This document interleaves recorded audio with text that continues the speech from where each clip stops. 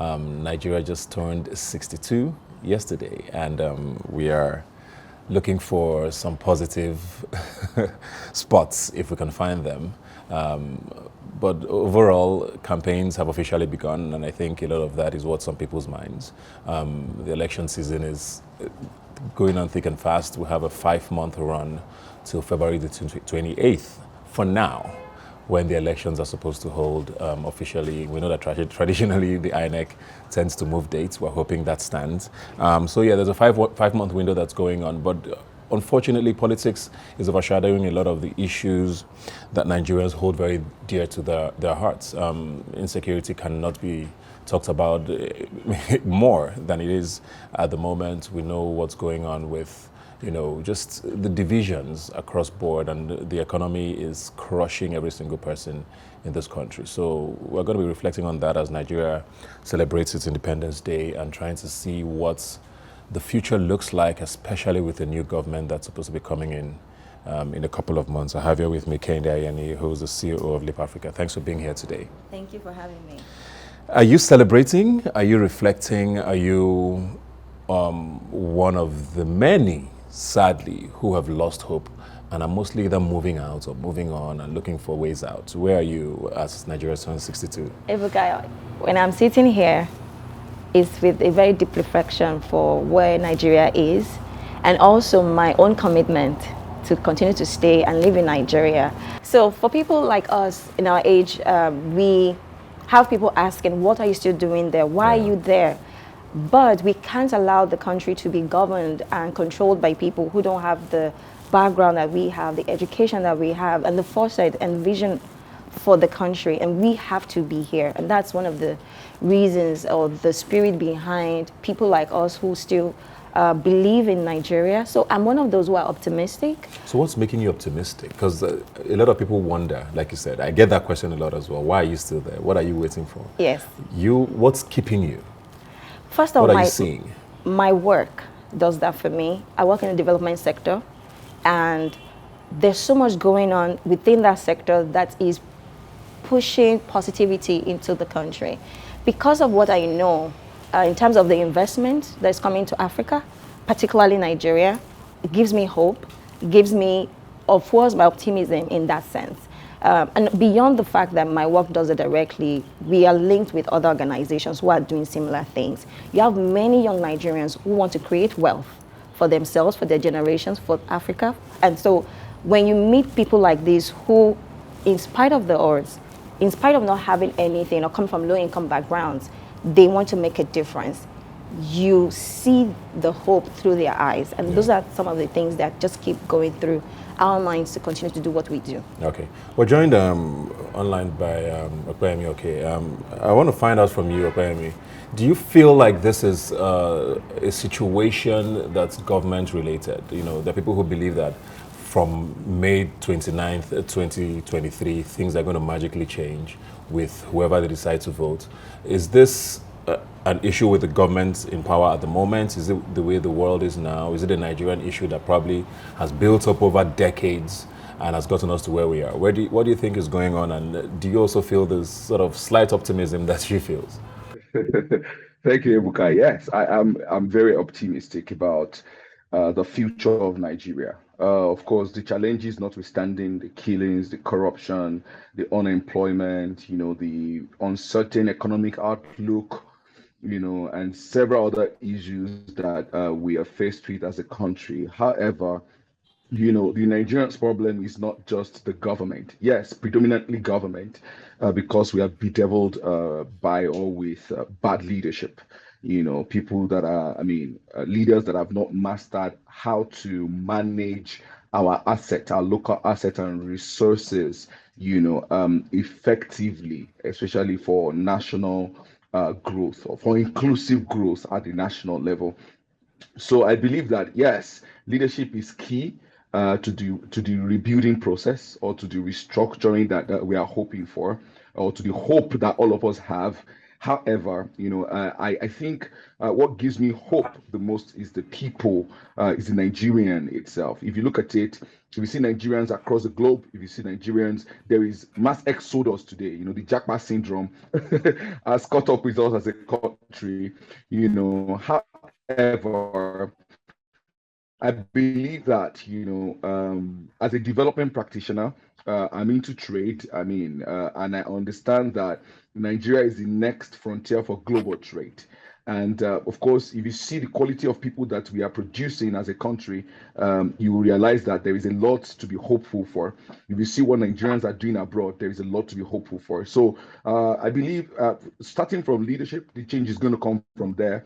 And of course, the quality of people that we have also, that Nigeria is going to be better someday. Like I tell our friends, Nigerians have the highest threshold of pain rather, in the world, and I believe that we will stay through, until we see the change that we all desire. So I hear you very well, and I know the argument has never been about the Nigerian, because the Nigerian does well, which is why we thrive once we are in environments or spaces where things are just a little bit less complicated.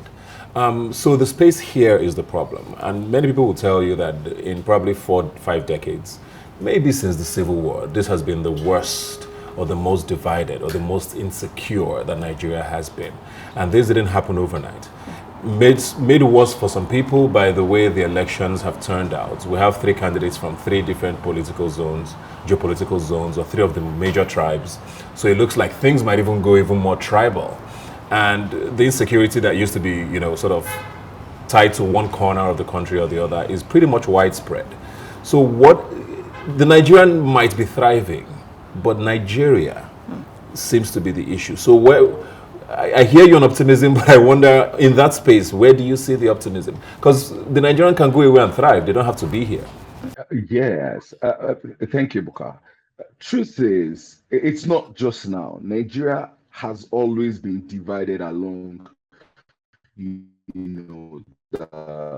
religious line, ethnic, affiliation, and several. Especially the youth movement ahead of the 2023 general election, you will see a uniformity of purpose. You will see people seeing beyond, their religious affiliation. You will see. I'm trying not to, maybe if you get there, not to mention a particular candidate, but if you see the youth movement across the country right now, you'll feel a bit of hope. It started from NSAS, like I say, to people that care to listen. The problem we are facing is not Ido. The problem we are facing is not Hausa or Yoruba. The problem we are facing as a country is universal. All of us are feeling it. So I think that the youth are gradually getting to that point where we are waking up to the realization that there is a need for us to unite, right? Across, regardless of our, religious diversity, to unite to rebuild this country. Hopefully, the agitation of the youth is well represented in the ballot next year. You can begin to see that as the outsiders are seeing themselves as one, and I hope that we're able to sustain that as a people. All right, let me come back to you now, Kehinde. He talked a lot about young people there, and I think that's the one thing that people look at and sort of see potential. We have an unbelievably young population, and it's spread across the country. But it works both ways. There's a lot of talk about how we're building an illiterate population. People out of school, we have the highest number of out-of-school children around the world. We're seeing unemployment skyrockets. Inflation seems to be biting hard. So we have a young population that we could harness. But on the other hand, we're not empowering them. What are we doing wrong, and what should we start thinking about? Is it too late? Because most people tell you when someone has crossed 15, 16, there's not a lot you can do anymore on a broad sort of space to fix things. Maybe individually you can work on 1 or 2 people.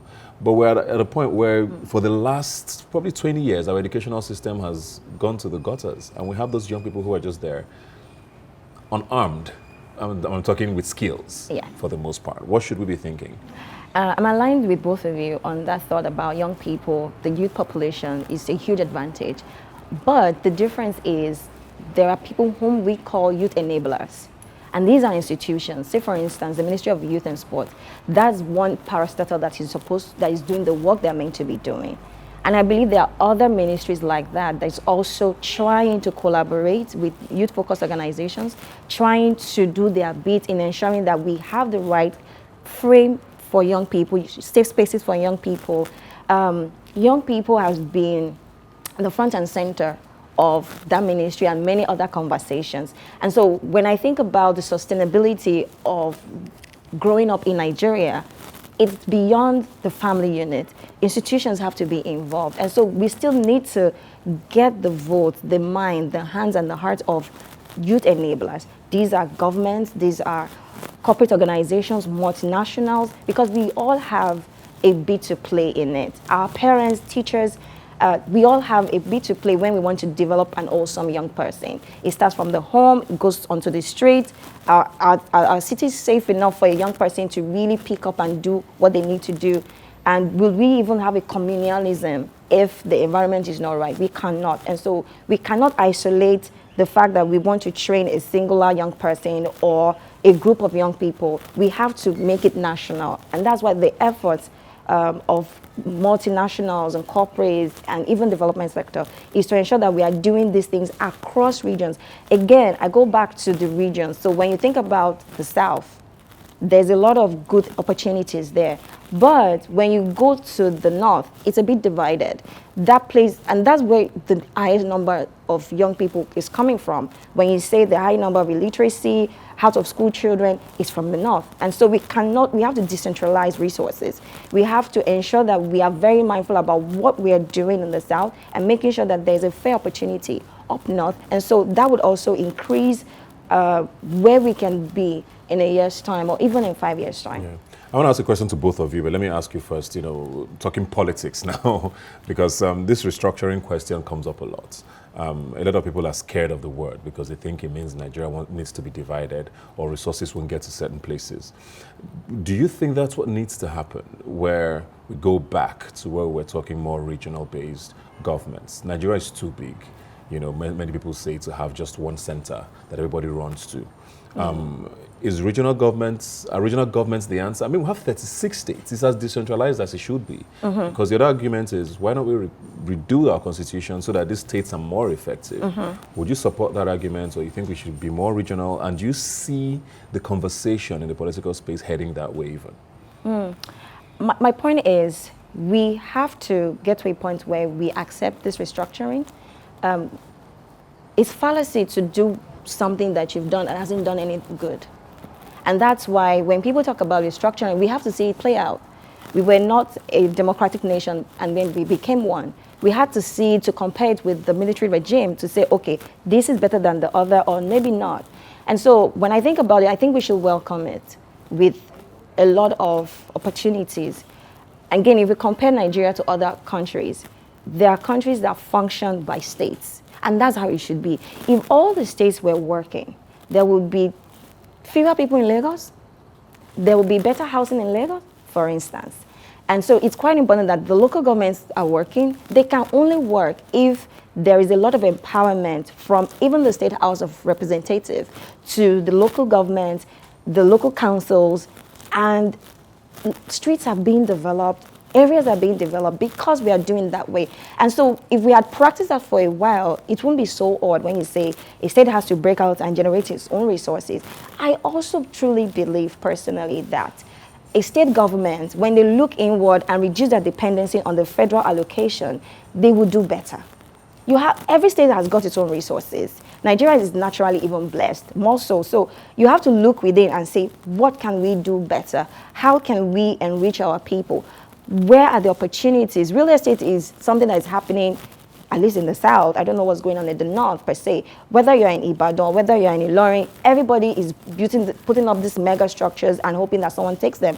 And that's an opportunity. If the same thing with agriculture. And imagine if every state was as committed and dedicated. So I think that restructuring is good. Let's see how it plays out. Yeah. So maybe just to take it a little further now, looking at today, Nigeria is 62. The government continues to say that they've done the most for Nigerians than any other government.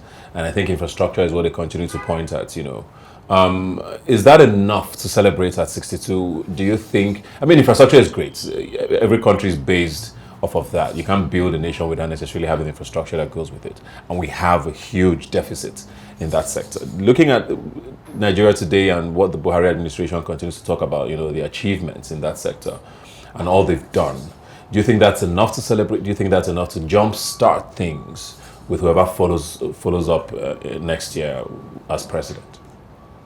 Absolutely not. Like straight up, absolutely not.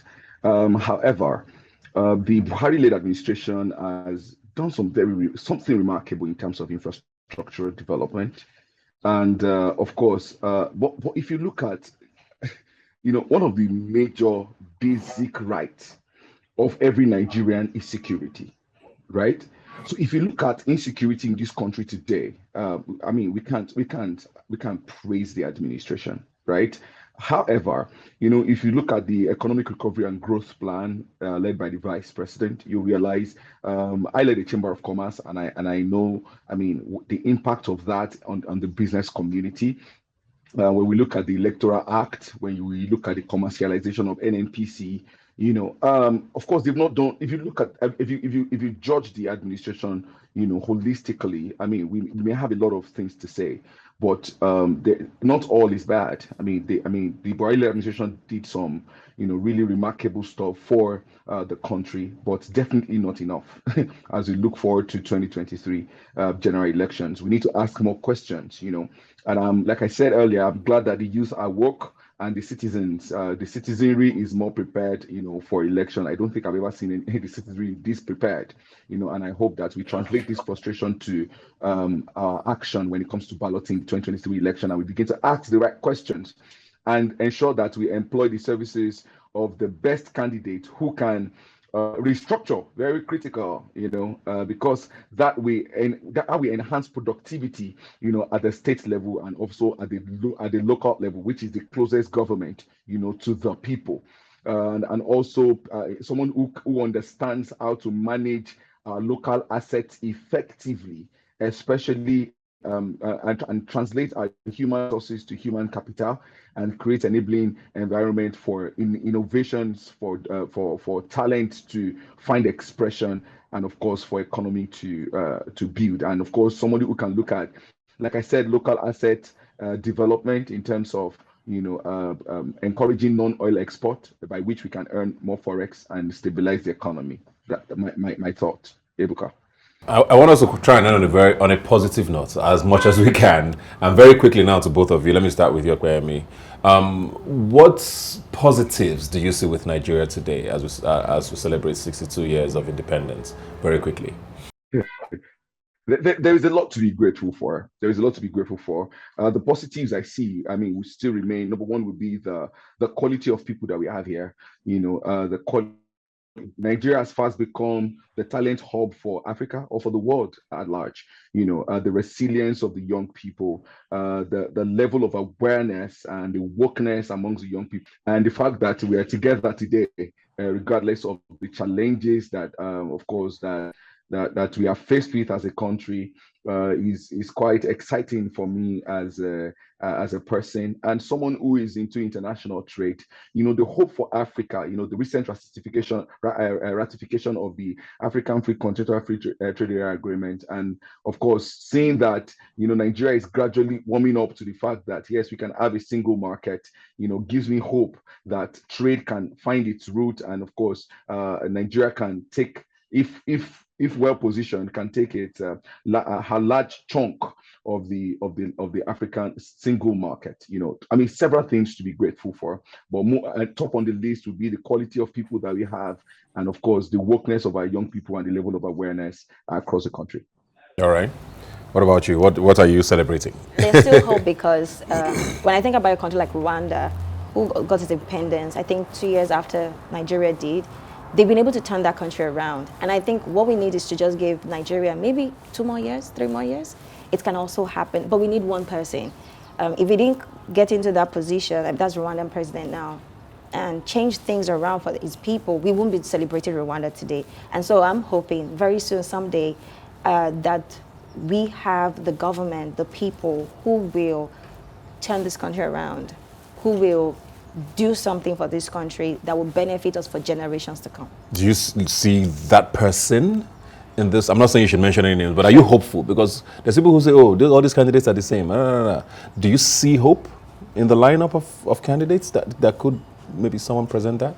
They haven't demonstrated that. Yeah. Because when you are trying to become the president of a country, you have this manifesto. I believe they dump those manifestos after they are done. They don't go back. And that's where the people need to hold them accountable.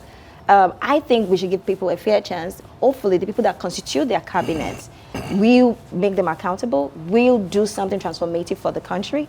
And so it depends. Let's wait and see. Thank you very much, Kehinde. Thank you very much, Okpeyemi, for joining us. And hope you're celebrating somehow wherever you're watching us from. We'll take a break now and we'll be right back. Please stay with us. Get with you. Don't just stand